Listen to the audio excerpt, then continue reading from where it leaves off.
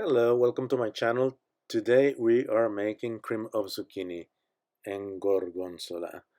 We're gonna need butter, we're going to need olive oil, oregano, onion, zucchini, chicken or vegetable broth, salt, a little bit of salt, and the cheese, of course, and pepper, either black pepper or white pepper.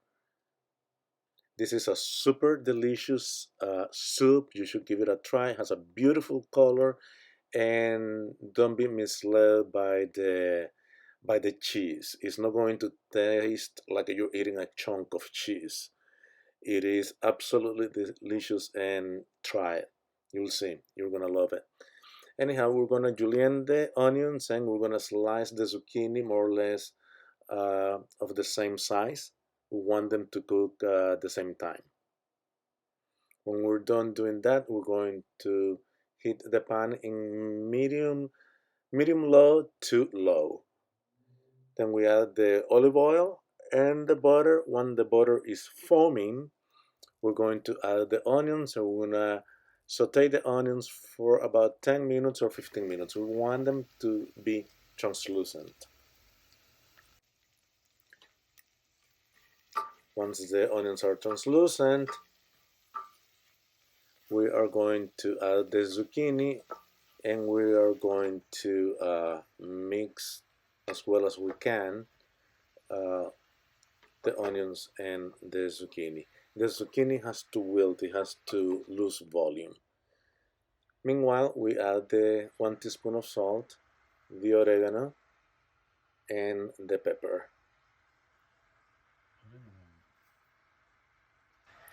Now we can go and measure the cream, and the milk is 1/3 cup of heavy cream or whipping cream and 2/3 cup of uh, regular milk.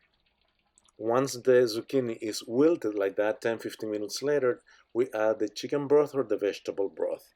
We're gonna bring it to a boil, we're gonna cover it, and we're going to simmer it for 20 minutes.